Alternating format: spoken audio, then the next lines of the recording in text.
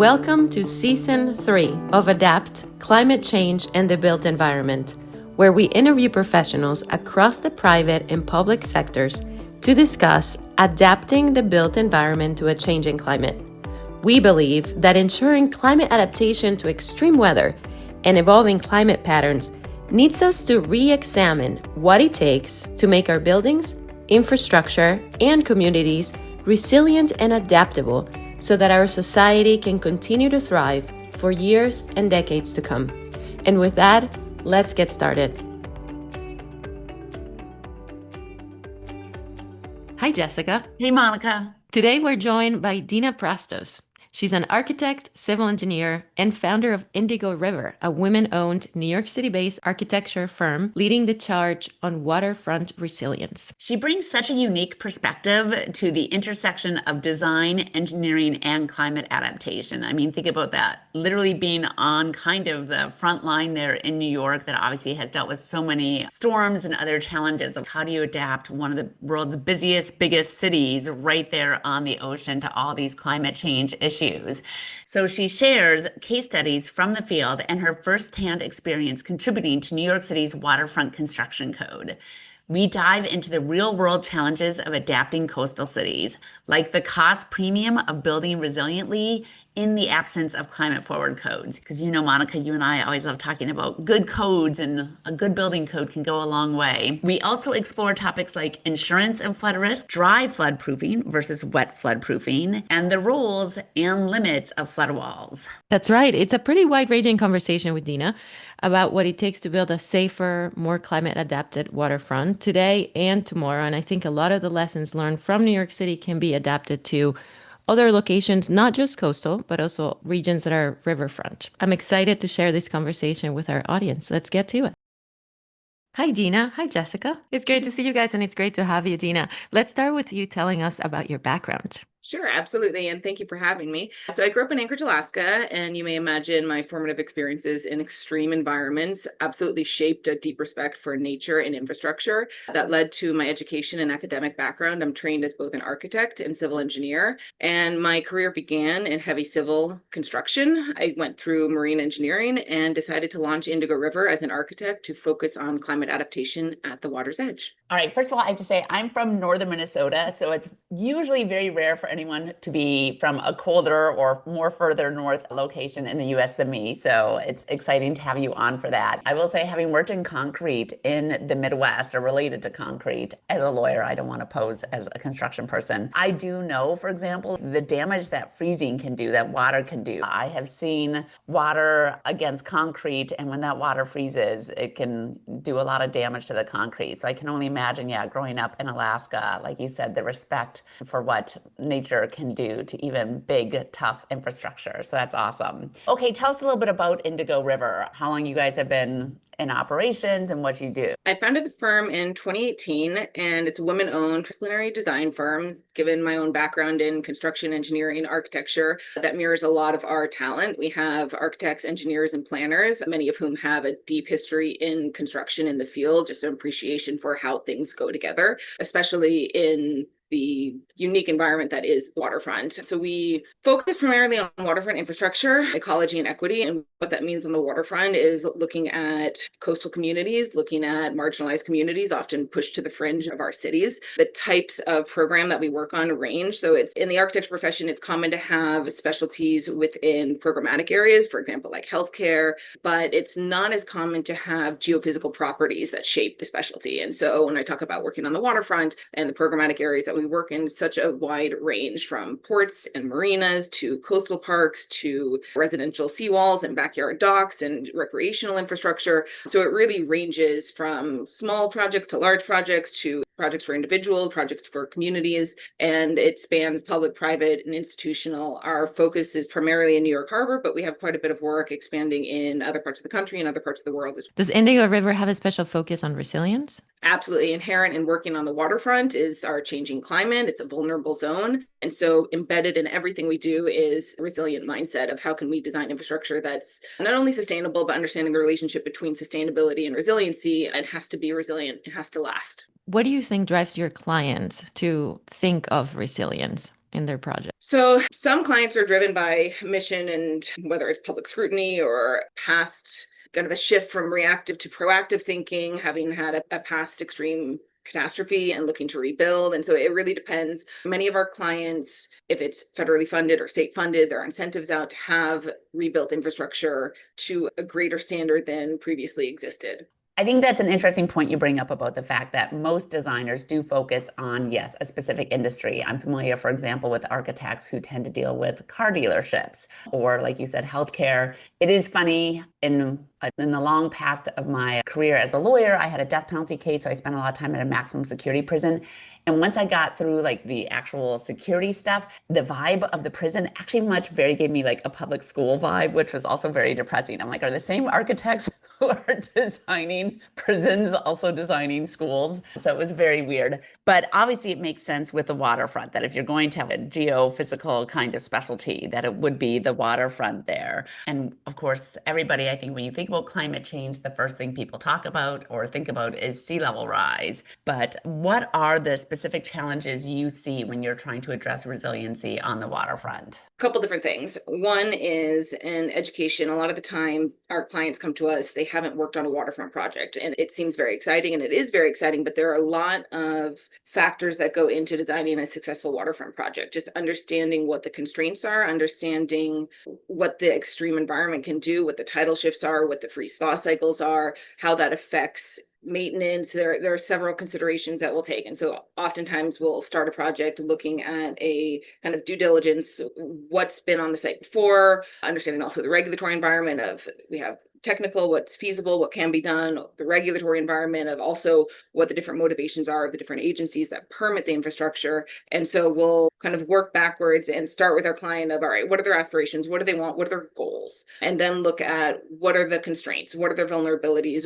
How do we prioritize those against the goals? What is the budget? What is the schedule? There are a lot of factors that go into shaping early broad strokes design decisions. And then from there, we have an iterative process where we'll meet with the client, meet with the permitting agencies, the regulatory bodies that have jurisdiction, and progress and proceed. And many times it's also not only looking to capital divisions of what is the infrastructure that's going in, if it's new infrastructure, but the maintenance divisions of how will it be maintained in what cycles, what's the intended design life. There are a lot of factors that go in up front that really shape the trajectory and the potential success of a project. And just as you were talking, it also made me realize that in Wisconsin, where I live, there's obviously a lot of waterfront property as well, but it's all fresh water too. So just the salt water alone has to be a challenge. It's more corrosive. I'm assuming it's just more destructive on top of the power of water already. I'm assuming that salt adds in an extra challenge as well when you're dealing with oceanfront properties. Absolutely. And so then it goes into the chemistry and the composition of not only the geotech of what's existing on the site, what the soil can bear,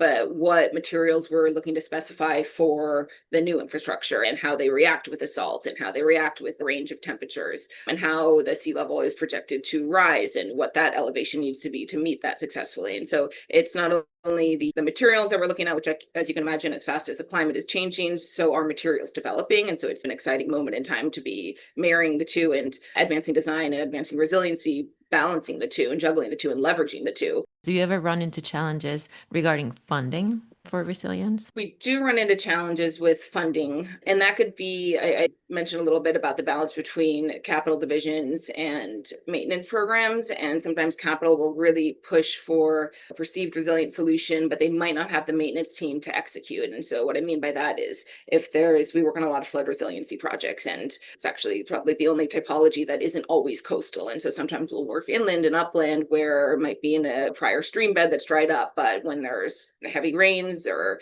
backflow, that's the first area that gets saturated in floods. And so when we're talking with a client who has whether state funds or federal funds and they have a grant, they want to make more resilient their property, and sometimes they don't see the immediate need to rebuild what's otherwise working well. And so they'll look for maybe a temporary or deployable solution, like a flood wall or a floodgate or something that can be deployed temporarily in the time of a emergent condition where we're anticipating a storm or hurricane or flood conditions, and then be packed up, stored again until the next time. And that's good and great. And those solutions are viable for many clients. But if the capital division isn't necessarily talking to the maintenance division, then we talk to maintenance and they just don't have the bodies to be able to deploy deploy and the amount of time that they need to deploy something, it's not really a viable solution at the end of the day. It looks good on paper, it checks out, it's technically sound, but in terms of implementation, it won't cut it. So that's one of the challenges of how to deploy grant monies in a way that's appropriate for a site and the team that's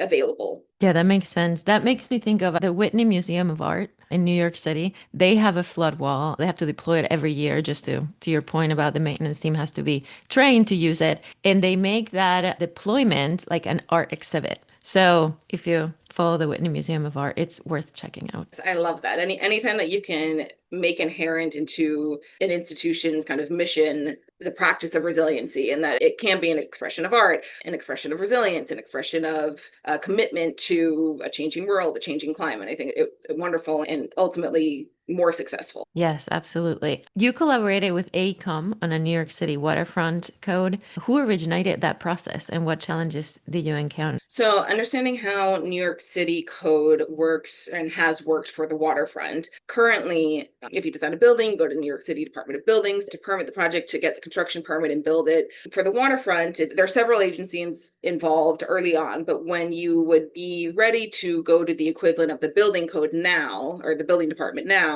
we don't actually go to the Department of Building. We go to Small Business Services. And that's the old story of how what previously existed as the Department of Ports and Docks got absorbed into different agencies over time. And so right now, Small Business Services has been the one to give the construction permit for waterfront infrastructure, which has its own challenges. It was not a perfect system. And it happened in implementation was trying to back in waterfront infrastructure to the building code. And as you can imagine, if you have a different regulator that interprets the building code differently and trying to apply and shoehorn in waterfront infrastructure, it can be challenging, frustrating, inconsistent for the designer, for the owner, for the regulator. And so it's been a bottlenecked process for a little while. So the need was apparent that there should be a waterfront code specific for the waterfront typologies that are being built. And once the need was agreed upon, the city put out an RFP, several consultants bid on it. Ultimately, AECOM was awarded, and they had a multidisciplinary team, even within AECOM, as well as several sub-consultants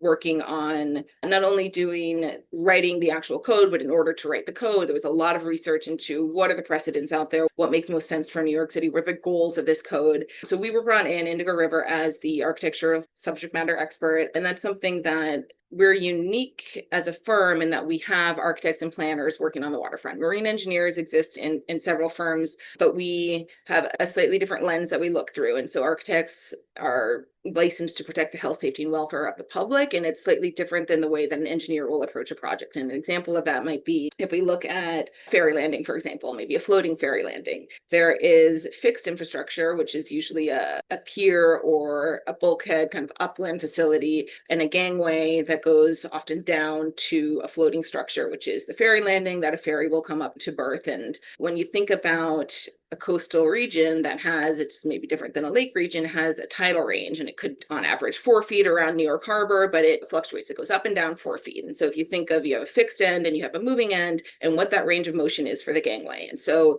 engineers will often have guidelines or standards that, to keep within for that range of motion. Where an architect, I think, comes and adds value is really understanding the end user of what are the type of people that are using this floating landing. Is it for maritime workers that are familiar with the waterfront and don't need the same level of care and comfort that maybe someone who is elderly in a wheelchair, or a mother with a small child, or rolling a stroller down the gangway? And so we'll start to consider the end user and what that feels like and what that experience should be like. And so we were brought by AECOM to bring that lens of architectural, protecting health, safety, and welfare of the public, and really looking to advance the welfare of the public in these environments that can be otherwise harsh and unforgiving and maybe unwelcoming. And so part of what we did on the code was write the architectural chapters, at least the initial draft of them. And the code is currently under review and it's going through its process. It's not fully published yet, but what we did with AECOM was we were brought in to write the initial draft chapters. And once we wrote our draft, it went through a revision cycle direct to Department of Building, who had their reviewers give feedback, commented on the feedback, and then it went to a committee. And the committee is comprised of different specialists, both agency and private practitioners, consultants in the industry that are familiar with the conditions, to make sure that the way the code is written and being interpreted was as intended. And so that was a really rich process to be a part of, because not only did we draft it, but we got to sit on the periphery of the meetings where many iterations and going line by line through the code, sometimes pick out a word and rip it apart and substitute it and get back at what is the intent here and clarifying the intent and rewriting the language and going through several other revision cycles. And then not only the first standalone read of a given chapter of a given section, but there are a lot of internal references where we're pointing to another section, and those are maybe still being developed or maybe they've already been developed. And so it can be and it was a very challenging process to bring everything up to the same level and to wrap up. And so that's where we packaged it with a bow and went back to DOB, and now they have several other processes that they're going through before it can be presented and hopefully adopted into the city charter for code for public use. That sounds like an intense and exhausting process. How long have you been working on this? Like, when did this process all start? The draft chapters were handed off earlier this year in 2025. I think our involvement started in 2023, early 2023. So it was a little over 2-year process that we were going through these cycles, rough deadlines to meet and go through the revision cycle. And it was a rich and rewarding process. It's pretty special, I think, in my mind to be able to bring something to code. I hadn't personally written code before. Many of our team hadn't had that opportunity either. So it was something that we were able to leverage our specialty and our expertise and our history in, and having gone through challenging code review previously, understanding what we would have wanted and what we want for the future, and also understanding that we're writing code for the waterfront that is a dynamic environment. It's a changing environment, it's a changing climate. And so understanding that what we are writing in the code, we don't necessarily want to be static. We want for their future revision cycles and updates, whether it's just to reflect a rising sea level or whatever it may be, understanding we were trying to have some agility and flexibility written into the code, which is a very challenging thing to do when you're also trying to make it black and white for a regulator to opine on. You are trying to thread a lot of needles with that. So that is impressive. And speaking of kind of going slightly off that topic, but we could talk about building codes all day long. You talk about waterfront infrastructure, and I love infrastructure. And even here in Wisconsin, in a lot of areas, it's a challenge to put in new infrastructure because there's already a lot of existing infrastructure, right? We've got towns and communities. So when I think about New York City, obviously, is that there can't even be like 1 inch of dirt that doesn't already have multiple infrastructure projects going through it there. I know I was for a different thing, looking up Fresh Kills, which is the Staten Island. At one point, I think it was the world's largest landfill that's now being turned into a park. So I'm like, aside from that, like former landfills turn into parks or maybe Central Park, does the code address how you deal with building things in an environment like New York City that's already just packed full of buildings, ports, infrastructure of all sorts? Absolutely. And just thinking about the nuance that is building on the waterfront. One of the things I love about building on the waterfront, in particular in dense urban environments, is the flexibility that it gives the designer. For example, when I was in architecture school, we were taught, and I went to school in the New York metro area, where we were taught, regardless of what your design is, you have to think about how it will be built and how the materials and their components will be transported. And you think about the dense urban city environments where you have a truck bed that really has a limited turning radius. And so the members that that truck are limited. And that is the first piece that starts to shape what the components are, what the construction methods will be, what the timeline will be for construction. And it really spirals into a whole trajectory of how the pieces will go together and how the construction will be implemented. And so when you think about building on the waterfront, one of the great opportunities that we have is bringing in larger components, prefabricated components down the river on a barge that we can pick with a crane and place. And so that's something that currently there wasn't code for. And so understanding when you have a crane on a barge and you're picking and placing, obviously there are safety considerations. So we want to make sure any contractor building has a safety plan in place, but there are some parameters as to what can and cannot be allowed on the waterfront. And so that was one piece of it. But the other piece that was really unique, a lot of the time when writing code, and I'll say in general, or just even as a practicing architect, our codes are often outdated and not as ambitious as we, as our firm, would like to see, just particular for vulnerable environments where the code is outdated and we're trying to do something maybe a little bit more ambitious, which is practical given an intended design life for an asset. But one thing that there wasn't a lot of precedent for in the code, and we had to also be careful of agencies having jurisdiction, was floating assets. And so what differentiates a permanently moored craft as opposed to a vessel, and who has jurisdiction? Is it the Coast Guard? Is it the city? And so we had to be very careful of how we were terming the different structures and differentiating the different structures and constructing the different structures and what the differences were, and being very clear about that, so that in the future, and something I am a huge proponent of, is the advancement of floating cities and inherent inherently anything floating is resilient to sea level rise, because as the water level rises, so does the asset. And so if we're looking at New York City, which has a lot of opportunity, 520 miles of shoreline, to have and leverage floating assets, we need a code that really can protect the health, safety, and welfare of the public as we advance that typology. And so that was new from not from scratch, but as far as prior building code for static areas was concerned, it was a departure. Fascinating. Thank you for explaining that to us. You're already getting into it, but can you share some case studies with us of projects that you have gotten involved with? Sure. I'll talk a little bit about Wildflower Studios is always one that I really like to talk about, because now it's constructed, it's built, but we got involved, I think early in 2019, to initially help with the shoreline treatment and the location. It's a vertical film studio, which in and of itself is a fantastic and interesting typology for New York City. You think about film studios historically in LA, sprawling, have a large footprint, can take up a lot of land. Don't have that same opportunity in New York City, where they stack the studios so they're vertical. This studio is located in Steinway Creek, or off of Steinway Creek in Astoria, back behind LaGuardia. And initially we were involved, and it was part of the site conditions and constraints that it's abutting a stream, and the community wanted recreational access to the stream. And so that we were initially brought in to do kind of a feasibility study of what kind of recreational access can we enable for the public, whether it's steps get down into the water or kayak launch. And we did an initial investigation, and it wasn't great at the opportunities that we would suggest. And after the initial feasibility, we went with some recommendations of what we would do, how we would treat the shoreline. And there were two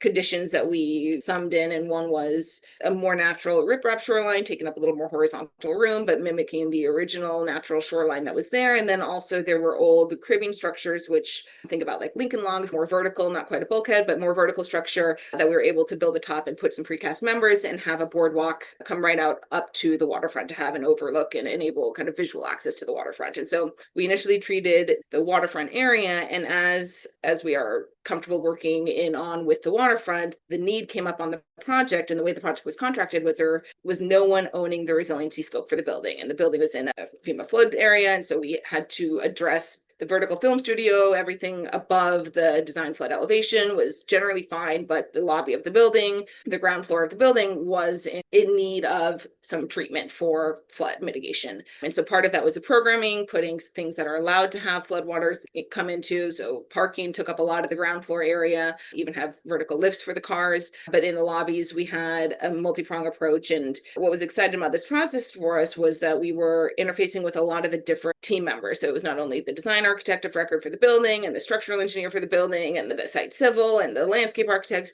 but bringing them all together to come up with a strategy that included some permanent solution, like I said, allowing a program that enables the water to come in when there's a flood and go out when there's not, wet flood proof solutions. And then we also had some areas where we had to impose some dry flood proof solutions, and there were different solutions. So some of them were deployable systems where they go out once a year and have the flood emergency action plan, a flood emergency response plan, that they go through the motions to make sure everything deploys and it's stored correctly, and the team members know how to deploy it in the event of a flood to protect those other zones that were dry flood proofed. And so that was, I think, a good example early on for our team to apply our understanding of working with the waterfront, not only to infrastructure, but also to building typology and new buildings for flood mitigation. And that kind of opened a door for us, understanding not only as architects and engineers, but also as planners and resiliency planners, to look at different types of projects, not only waterfront infrastructure. And so that enabled our team to expand then into more regional planning for resilience and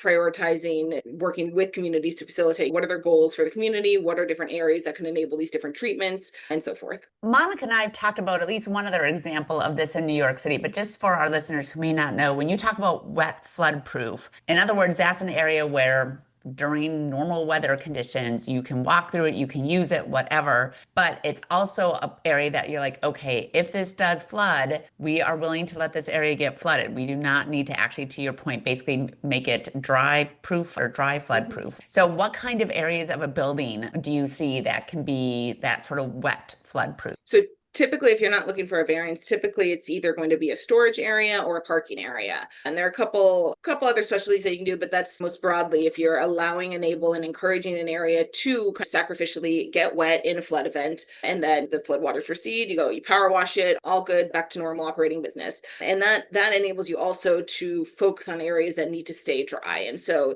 it's not always the opportunity. I've worked on projects where there were historical features that couldn't afford to be inundated with water. It sat in the wet. And so we had to look at other solutions of what would be feasible. And it really comes down to if there was a historic use or if it's a new build. New build is a lot more stringent, but a lot of our existing assets are in floodplains, whether we like it or not, and the floodwaters are rising. And there are different treatments and sometimes require variances from code to allow and enable adoption of different treatments for dry floodproofing. You mentioned before, Monica actually did about like the Whitney, the flood walls, like deployable flood walls that you don't have up all the time, but if you know there's a big storm coming, you would put them up. Can you give us another couple of examples of what would be used to help keep things dry, flood-proof? Yeah, and also I think the interesting part of that is what pieces of those deployable temporary solutions are embedded permanently. And for example, on a new build, when we're putting the sidewalk around a building or the plantings around a building, oftentimes if we know that it's going to be a dry flood-proofed area and say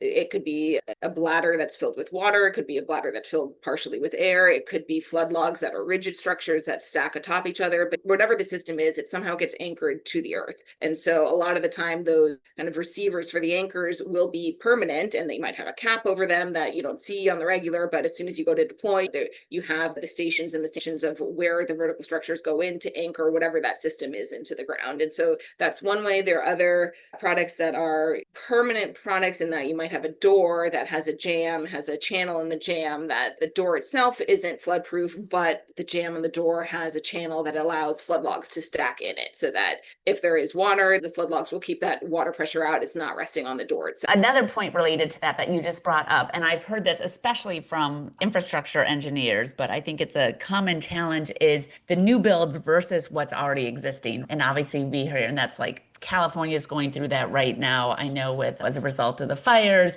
And there is always that challenge of you don't want to impose massive costs on people who own old buildings or even municipalities that own infrastructure to necessarily upgrade everything that's already there to current codes. But especially as our environment becomes more unstable, thanks to climate change, there is the need to do that. How are there additional challenges or tips that you could give other engineers and architects who are dealing with this, with how to deal with climate change and existing either buildings or infrastructure?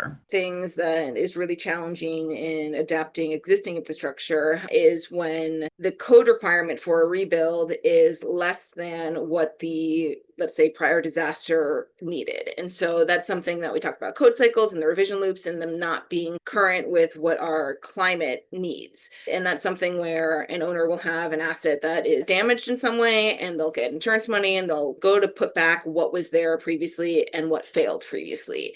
And that's a challenge as a designer because what failed, that's all they're getting money to put back. And here we are advocating, showing these are the vulnerabilities. We saw what the needs are, and they're different than what the code requires. And so there's a delta there that it depends on the client. And sometimes the client will say, no, I just want to put back what was there before. And that's really unfortunate when it's for a community that's not the end user. And so it's a different owner, it's a different agency that's funding it than the community who is inheriting it or living in it. And think about New Orleans. And we talk about New Orleans being resilient. It's really tiring being resilient. And especially when the same thing goes back in, the same thing fails, and we go through these loops and we can predict that it will fail again. And so one of the challenges is educating and getting on the same page with the goals of what are we trying to achieve technically. And I'll say generally as an architect and as an engineer, the technical challenge isn't usually the one that's leading the project. It's usually the financial or the schedule or the regulatory track that are the challenges. The technical things can be designed to withstand pressures and forces, but it's the budget, it's the schedule, it's the whatever it is. It's anything other than the technical. And so that's getting on the same page with motivations of the client, the asset manager, whoever it is, to come up with a solution that meets the goals or meets the needs and agreeing on what those goals are. Yeah, and sometimes there's simply just no budget to incorporate an added premium on day one for resilience. I bet you have to get creative.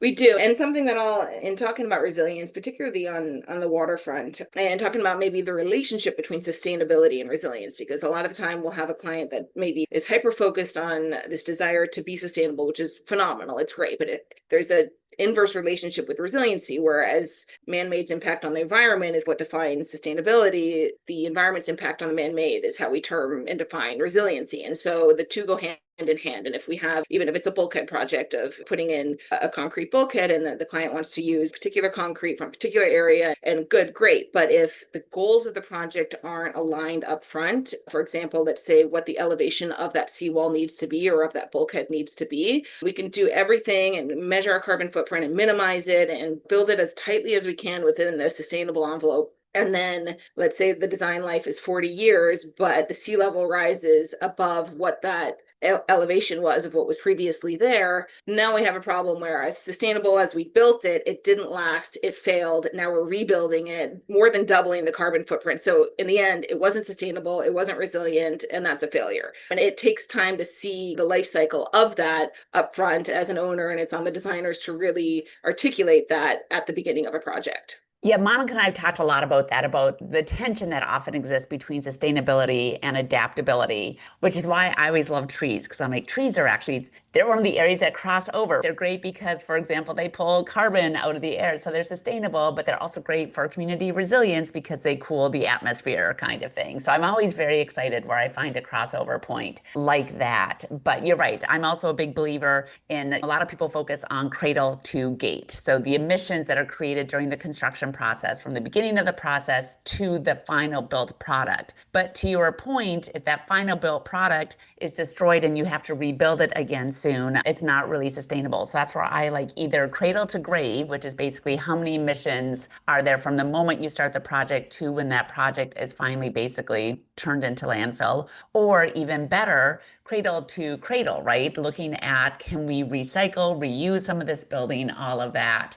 So that is a whole interesting ongoing conversation too, that I do feel like there's starting to be more of a discussion about the fact that, yes, we need to look at the life cycle of these things. If we keep building things and then they're destroyed because of climate change, that doesn't really help anything. One other point I want to ask you about, bringing up seawalls. I just saw an article talking about the tension between those who desire to use seawalls to protect, if it's hotels, municipal buildings, homeowners, from like sea level rise, but then the impact those seawalls have on usually the public beaches that are between the seawall and the ocean. Apparently, according to this article I read, this whole idea that the public, and I think this is true in most parts of the United States, the public generally have a right to access beaches. And this apparently actually comes from a 6th century Roman emperor who believed that like our air and natural resources should actually be available to all communities. And of course, England took a lot from Rome, and of course, we took a lot from England. But anyway, so now this tension that's happening with, if you put up a seawall, yes, the private property or government property or whatever behind it may be protected, but with sea level rise, that's actually going to erode the public beach. So then this kind of public asset is being destroyed. So I've seen there's a lot of tension on that. And I don't know if that's something that you've come up against, or if you've seen in New York, there's a certain approach to that, those balancing priorities. Yeah, I think one of the challenging things is, as much right as the public, and I live on the waterfront, I love being on the waterfront, I love visiting and going on waterfront walks and paths, which I think in general most municipalities do a really good job of protecting. But with regard to beaches specifically, the sand moves. That's a natural process. And so even if we build up behind and protect built assets, usually with a vertical structure upland, we have to expect that there will be, call it sediment transport modeling, where we sometimes can predict where and how the sand will move. We can predict and put in structures to slow that process, but ultimately it's not realistic for us to think that we can take a snapshot of our beaches on these coastal environments and preserve them forever the way that they are. They will move. That's a natural process. And so then thinking about how they move and in what ways they move, and how to maybe limit or build upon the natural movement and marry our programmatic desires to that natural movement, and not thinking that we can control what is a natural process, because that is not feasible.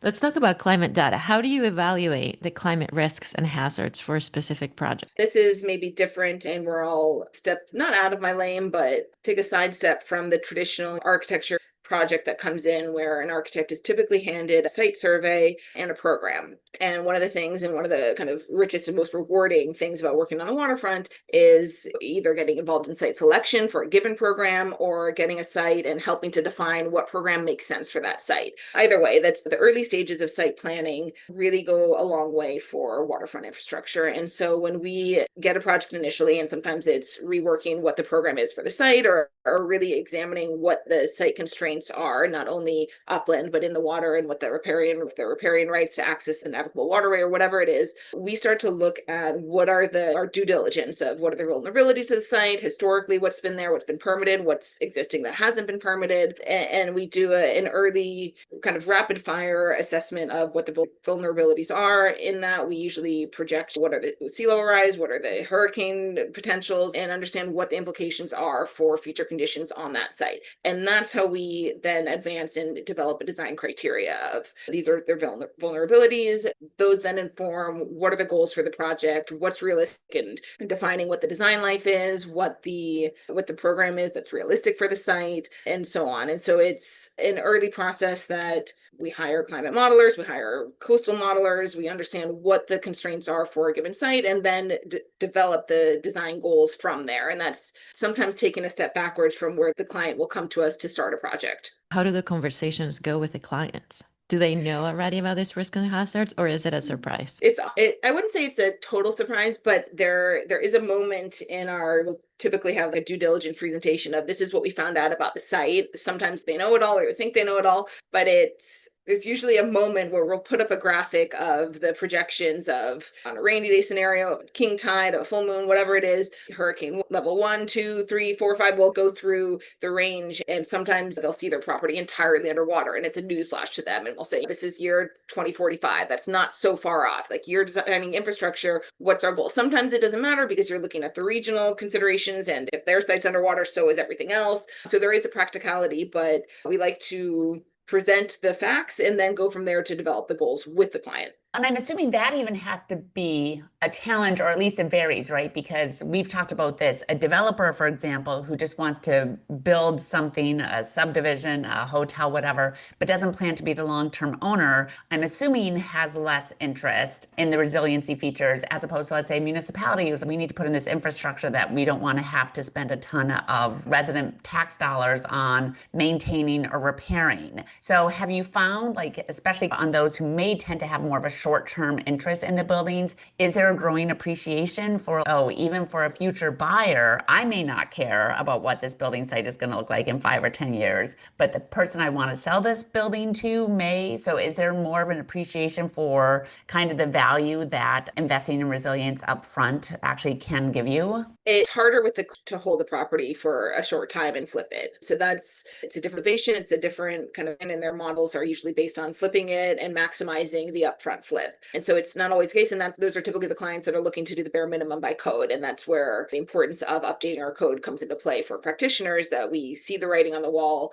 and the code is generally backwards looking of there's a disaster or something that needed to be better than it was. So we go and revise the code so it doesn't happen again, but we're not looking forward looking of these are the projections, how to prevent those things from happening. It's generally backwards looking. And so that's a challenge as a designer. Really comes down to the mission and values of a given developer, often private developers. Like you said, the city, the municipalities, they're typically looking to invest in infrastructure that will last longer, or at least have the opportunity to adapt in the future and not become obsolete. And so sometimes we'll work on projects that are really keying in on what elevation is selected, and whatever elevation is selected, we'll often advocate for there to be the opportunity to raise it in the future. And so minimal embedded cost in the initial design, but to have something where we can allow for a splice to allow for a higher wall to go up in the future as sea levels rise. And so that's really adaptive infrastructure, but that's not all cities, not all agencies, not all developers can afford that up front, but we like to present it as an option for developers that are just looking to flip it. Like I said, it largely relies and falls back on what is the minimum requirement for the code, or how can we advocate and assert the value, and it ties to their mission of what they're looking to achieve. I'm sure you get this question often about the premium for resilience. How much more is it going to be? How do you answer that question? What's the premium associated with climate resilience and adaptation? So it depends on in what terms you're defining that, because and that's how I answer it to a client. Typically, I know they're asking in terms of dollars, upfront dollars, but I like to expand the answer for that in terms of other metrics, because you can talk about dollars. Is it X more to do this and last longer? But the most important metric in my mind is protecting health, safety, and welfare of the public. And so what does that mean with infrastructure when it fails? It's usually lives that are cost. And so how do you put a value on that? And so that's a different conversation that you have with different clients and different types of clients. But that's ultimately, in my mind, the cost of making more resilient structure comes down and boils back to who is using it, who is it protecting. I want to circle back to something you mentioned early on, because I do think we have not talked enough, and we need to do this maybe in the next season, about the advancements in materials that are happening, right? As you mentioned, that can actually help with resilience. I, again, work a lot with concrete, and I know both prefabricated concrete and even like hollow core precast planks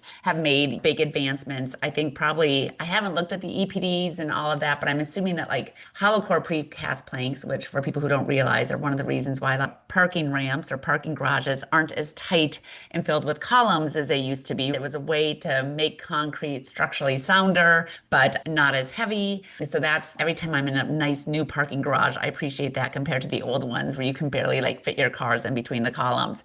But what are some of the other advancements that you're seeing? Just a few of the big ones that excite you that can help both help with resilience and maybe even help with sustainability too. Yeah, I think there are a lot of exciting materials coming out and advancements in materials, and some of that comes to the composition of the material itself. We're currently demoing and trialing some different oyster in some permeable pavers that we're working on for a project that's using material from the site to then put back into the infrastructure. Other exciting moments, I think, in material advancements is not only the final product of what the material is, but how it's delivered to the site. And so the advancement in 3D printing, the ability to print organic forms that are more conducive to habitat and ecological growth is really exciting, especially when it's also a structural component of whatever the infrastructure is. So yeah, I think between material composition itself and the way in which the material is being erected on site is also unique and different than we've treated in the past. Let's talk about insurance. What role do you think insurance plays in creating climate resilience, if any? That's a loaded question. It does. It does in a couple ways. And sometimes I feel like as designers, we're siloed from those discussions with insurance agencies, which isn't ideal, because when we, especially when it's a new build, we have been brought to the table before, and I think successfully, to articulate what are the different, whether it's flood mitigation, whatever the vulnerabilities are of the site, to speak to what design interventions we've implemented to counter. And so I think there is an opportunity for designers to become more face forward in those conversations with insurance agents, with underwriters, for especially for new builds. But it's a challenge, and it's a challenge for designers, and it's a challenge for designers who are working in, I wouldn't say uncharted territory, but pushing the bounds, as I am and as my firm is, in an area where we still have responsible control of using this climate modeling software that the projections show today that it's good until the year 2050. If it fails in 2045, are we on the hook for that climate data that was modeled and what the projections shown? And so it's a challenge in terms of liability for a designer to get too involved in those conversations. But at the same time, there is a practicality of we're trying to better what was there before. We're trying to better what the code requires. And so there's some gray area to play and to engage in those conversations to better not only whatever the premium that the client will have to insure the asset, but also the end goal is really to better the environment that we're creating for the end user of that space. You're such a wealth of information. We could talk for another hour just on adaptive infrastructure and materials advancements alone, plus the whole waterfront issue. But we don't want to take up too much more of your time. So I will just ask, like, before we wrap up, can you tell us, is there any general advice you would give to either other architects and engineers who are trying to incorporate or get their end clients to incorporate resilience, or just generally that you wish, those end clients would know about resilience and climate change? So I'll say what I found and how I found to achieve more resilient projects often come from steps stepping back from what is being handed as the site or the program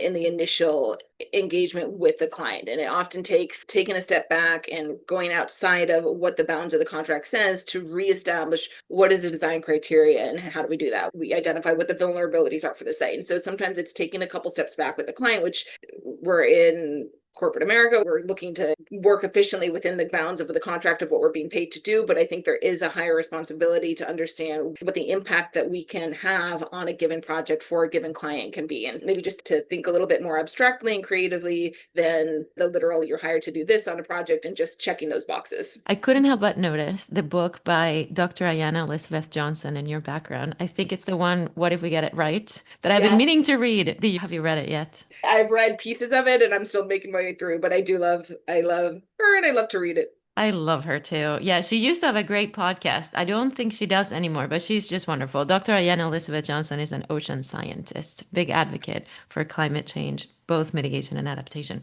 Dina, it was such a pleasure to have you. Thank you for being our guest. I hope we stay in touch. Absolutely. Thank you, Monica. Thank you, Jess. Thank you so much.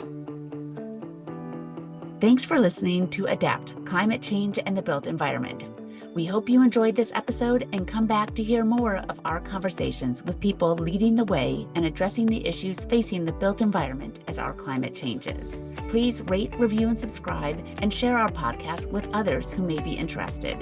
And if you have any feedback or suggestions for topics or guests for future seasons, we'd love to hear from you. You can email us at adaptthebuiltenvironment@gmail.com. Thanks for listening.